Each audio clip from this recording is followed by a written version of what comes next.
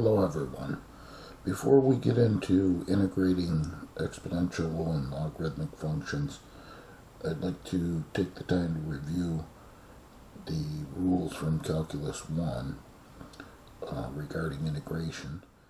And first we have a definition for the indefinite integral. And you can see here integral calculus, it's evaluating indefinite and definite integrals, and we'll get to definite later. You might recall limits of integration attached to the integration symbol. But with regards to our definition, we read this as the integral of f of x with respect to x. The f of x is referred to as the integrand, just like what's under a radical is called the radicand. The dx, that's very important. That's the differential that denotes the independent variable that we are integrating with respect to. Uppercase f of x, we use that to distinguish from lowercase f of x, and that is our antiderivative.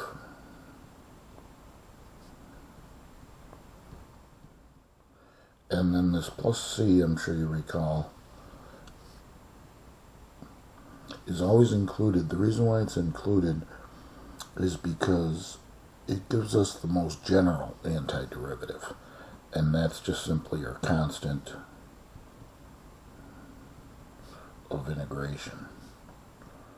Now, we do need in this definition the following statement that uppercase f prime of x is equal to lowercase f of x, because the concept of the antiderivative is that the derivative of the antiderivative should bring us back to the original function. So if we take the derivative of this result, uppercase f of x, we get uppercase f prime of x, and that has to equal lowercase f of x, and then the derivative of any constant, of course, we know is 0. And then we get back the original integrand. So there's some integration rules from Calculus 1. There's a handout posted in the Exam 1 folder, handouts and homework folder. And this is what it looks like. It just summarizes all of our rules of integration. We have a standard disclaimer at the top, and then all the different rules by name. First one we deal with is the constant rule, the integral of a constant. The way I think of it, you just pick up the variable of integration. And so that's denoted by the differential. Another way to think of it is that the derivative of our result should give us that constant. And so the derivative of 7x, we know, is 7. But I think of it, and then of course you always have to include plus your constant of integration. But I think of it always as you just simply pick up the variable of integration. And that's denoted by the differential. Differential is very important. So when we integrate 5 with respect to t, that becomes 5t plus c. And so, however you want to think of it, pick up the variable of integration, or think antiderivative, that is the derivative of 5t gives you the 5. But it works for all situations, like integrating 2 with respect to p, then I'm going to have 2p, and plus our constant of integration. Then we get to the simple power rule. Notice on the handout, I'll just flash it real quickly, how I noted that we call this the simple power rule, when we get something of the form x to the n with respect to x. And so this identically fits that form, x to the 5th, so we could use the formula. It's basically the reverse of differentiation. Instead of swinging down the exponent and decreasing it by 1, we increase the exponent by 1, and then divide by that new exponent. So integrating x to the 5th, x to the 5 plus 1 is 6, divided by that new exponent 6, and then don't forget to add your constant. there's just a matter of preference in terms of the way I like to write fractions when there's a constant in the denominator. If that's the case, I prefer to write it with the fractional coefficient. So instead of x to the 6th over 6, I prefer 1/6 x to the 6th. It doesn't matter, whatever you prefer. That's just a matter of preference. Okay, I noted here that we may have to rewrite the integrand to fit an integrable form. So this 1 over x cubed is not fitting the form of x to the n. We're going to have to rewrite that by using our negative exponent rule. So x to the negative third with respect to x. So recall from differentiation, 1 over x to the m is x to the negative m. So same rules. Just like differentiation, you might have to rewrite as we just did. And now that it fits the form of x to the n, we can integrate by increasing the power by 1. That's negative 2 divided by the new exponent, negative 2, at our constant of integration. In this case, we'll rewrite it.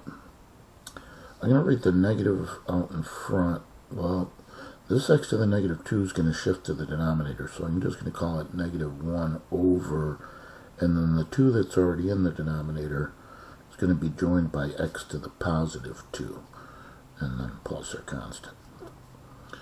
Okay, another rule with regards to rewriting with radicals involved. So we know the rule in general, nth root of x to the m power is x to the m over n. So therefore, notice how as I rewrite this to fit the integrable form, you carry along the integration symbol in the differential dx until you integrate. And then you could basically think that when you integrate, you drop the integral symbol in the differential and you pick up the constant of integration. So initially rewriting in with regards to our radical rule, this becomes t to the 2/3. Just remember it's power over root with respect to t. So again, notice the integral symbol, the differential, and the integrand nested in between. Okay, then we integrate. T to the power 1 greater is 5/3. Then divided by that new exponent, add your constant. And then to simplify this, just invert the denominator and multiply, so reciprocate. We get 3/5 t to the 5/3, and then plus our constant. Okay, so those are the basic rules. Just like differentiation, I wrote here as a note, sums and differences and constant multiples are understood. That means we can integrate term by term, and the constant multiples just tag along in the integration process, just like we had with differentiation. So our job when we see a string of terms such as this is to just make sure that everything fits an integrable form. And they all do. They're all the form x to the n. This is x to the first, of course. That's understood. You could write it in there if you want. Then here's a constant, so everything's integrable. So we're going to integrate term by term. The 8's going to tag along, integrating x cubed. We get x to the 4th over 4. Go to the next term, minus 6 tags along. Integrating x squared, we get x cubed over 3. Go to the next term, plus 12 tags along. Integrating x to the first, we get x squared over 2. And then finally integrating the constant, 2019, we pick up the variable of integration. So 2019x, and then plus some general constant of integration. It's true that there really is a constant of integration coming from each one of these. But then the whole idea is that if you take a sum or difference of any constant, you're just going to get a new constant. So just when you have this situation, just add a constant at the very end. Alright, I designed this problem so it worked kind of pretty. get cancellations here. 2x to the fourth minus 2x cubed plus 6x squared plus the 2019x. And don't forget the constant. And just always remember, you could check any integration problem by differentiating, but we're not going to require you to do that, but that's something you could do if you like. All right, continuing with examples, we get to the concept of U-Substitution. So I want you to realize that there is no product and there is no quotient rule for integration. If you look at the handout on the different integration formulas, we had the integral of the constant rule, the simple power rule, and then we took care of constant multiples, sums, and differences. As I said, they're kind of understood. We don't even really think about the fact that we're using them, we use them. But you notice there is no product rule and there is no quotient rule. The only other thing we have is what we call U-Substitution, which could refer to as a change of variables. So if you want to consider that terminology as well, it's a change of variables. And it is kind of like a general power rule for integration. But then beyond that, then we go to the trig functions. And that's all you, and we'll talk about those as well. But notice there is no product rule and there is no quotient rule for integration. So when we have something that contains, the integrand contains a power, that's when we consider U-Substitution at this point. And we have the standard disclaimer that U has to be a differentiable function of x. Okay, again, U-Substitution, also referred to as a change of variables. You might recall from Calculus 1 that we have to do some work off to the side. We have to pick a u and then make sure our du is satisfied in order to make the complete change of variables. Because notice in the formula, it's u to the n and then the differential du. So we cannot mix x's and du's or u's and dx's. It should all be in terms of u's and du's or x's and dx's. So we're going to choose our u off to the side. And we generally choose that to be the more complicated factor of the integrand, but in particular, the quantity that's being raised to the power. So in this case, hopefully you would agree that our choice of u should be x squared plus 1. Just the function that's being raised to the power, not the power. The power is accommodated in the formula for the integral of u to the n. And then what we have to do is make sure the du is satisfied. So we calculate the derivative, du dx. And you want to get used to differential form here. And that is just 2x. And then we put it in what we call differential form. You want to get used to differential notation, I should have said. But differential form, it almost looks like we're multiplying both sides by the dx. And that's what we call differential form. Now in the future, this is the last time I'm going to show this step, okay? We'll just skip right over that. Everybody should be able to pick your u and go right to du. But then there's two methods that are commonly used. There's either brute force or there's a modification method. I'm going to skip over brute force. I might talk about it during our formal lecture when we meet on Zoom. But I'm going to stick with the modification method. And so that's what I'll show here. And that is that once we calculate our differential du, we modify by any constant multiple that we can. So in this case, I'm going to divide out this 2. And so therefore, we'd have that 1/2 du is x dx. Now those are three standard steps that we always go through. Pick your u, calculate your du, modify if necessary by the constant multiple. You can only modify by a constant, not the variable. And so then once that's accomplished, you want to make the change of variables. And so you go back to the original function and make the change of variables. We had claimed that u is x squared plus 1, so this quantity to the 7th represents u to the 7th.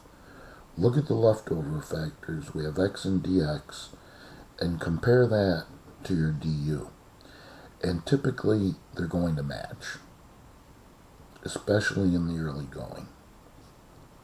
So notice how the x dx can now be replaced by this 1/2 du. So in the early part of this course, everything works out pretty, and everything matches. Later on, we'll see what happens if it doesn't.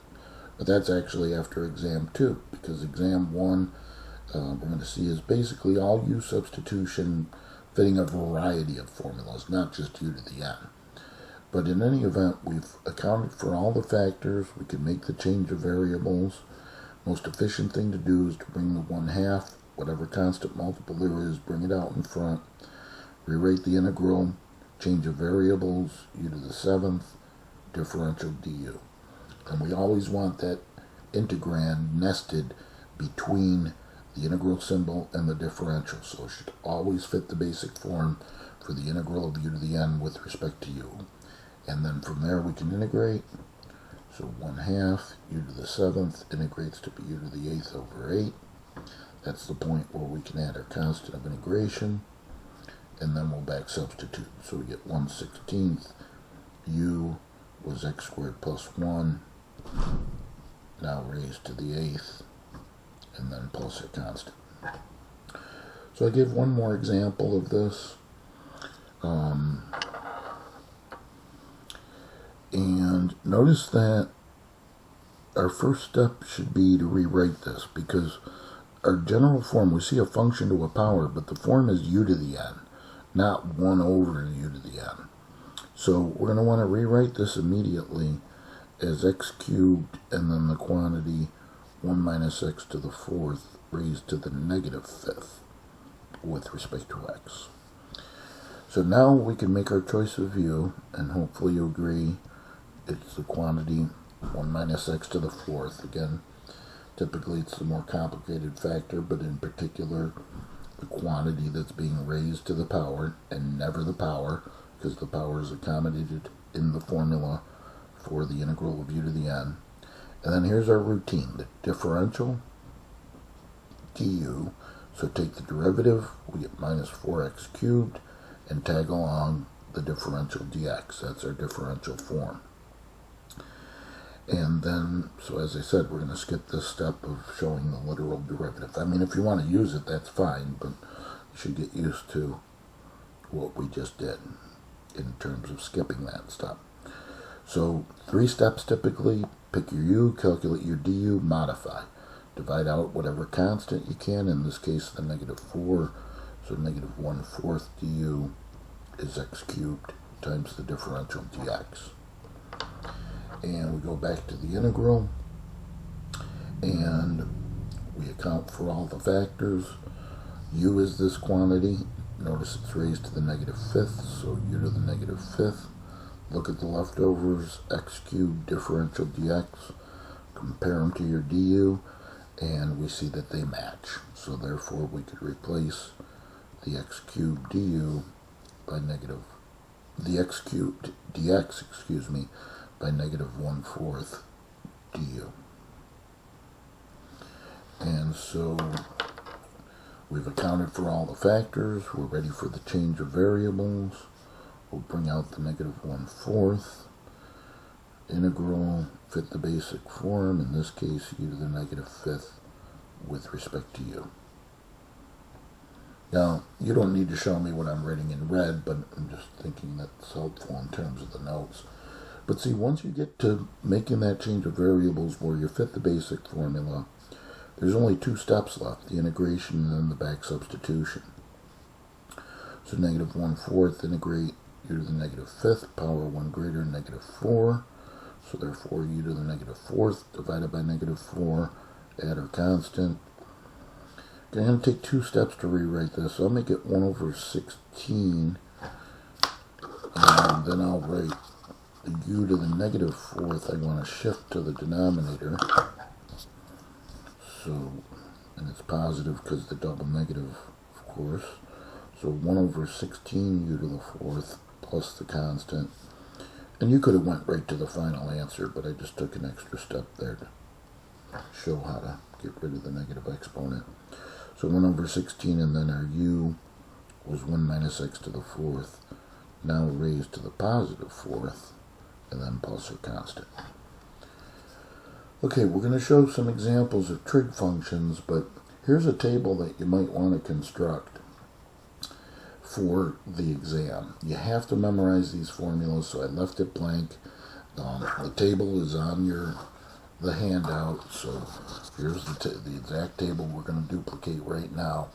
But I just want to point some things out to you, and I think it's good practice because you might want to actually, when you take the exam, if you haven't memorized these formulas cold, you might want to take a few minutes and create the table so you have them for reference as you take the exam.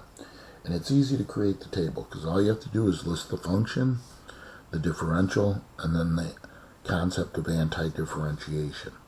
Like, for example, we'll do this with respect to u. If y is the sine of u, we know the derivative, so the differential dy, derivative of sine is cosine, so cosine u in differential form times du. So therefore we could pick up an integration formula for the cosine of u with respect to u. And see, all we're doing is anti-derivative, anti-differentiation, the reverse of the differentiation process. So that's going to bring us back to the sine of u, and we add our constant. So it's very easy to construct the table, and if you haven't done so in terms of memorizing these formulas, I would suggest write this table out many times, and hopefully you'll memorize them. They're considered common knowledge. Go to the next function, cosine. We know the derivative is minus sine, so minus sine of u, differential du. Okay, we can adopt a formula for the integral of the sine of u with respect to u, but notice how we're ignoring the negative in the differential. So if we ignore the negative in the differential, that's going to appear in the antiderivative. So this will become, okay, brings us back to cosine, but we include the negative here. So minus cosine of u. Add your constant. All right, next logical function, tangent. Okay, we speak loosely when we say the derivative. Like I always say, the derivative of tangent is secant squared, but formally we mean secant squared of the same argument u times that differential du. Okay, so now we'll pick up a formula for the integral of secant squared of u with respect to u. And again, we're just thinking of this as antiderivative. We're not proving any theorems, just anti-differentiation. So integrating secant squared brings us back to the tangent of u. Okay, let's go to cotangent. Differential dy. Go to cotangent minus cosecant squared of u. Alright, again, we're going to adopt a formula for the integral of cosecant squared of u. Ignoring the negative in the differential, it will appear in the antiderivative. So minus, and then that brings us back to the cotangent of u. Alright, and then the last two formulas, think of the rest of the trig functions. Y is secant u, derivative secant, secant tangent, so the differential dy, secant u, tangent u, differential du. That means we can adopt a formula for the integral of secant of u times tangent of u with respect to u, and that brings us back to the secant of u, and we add our constant.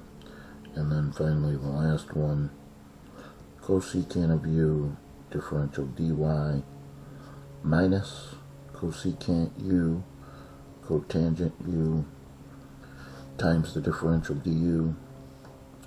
So therefore we could adopt the formula for the integral of cosecant u cotangent u with respect to u, and if we're ignoring the negative in the differential, that would appear in the integration formula.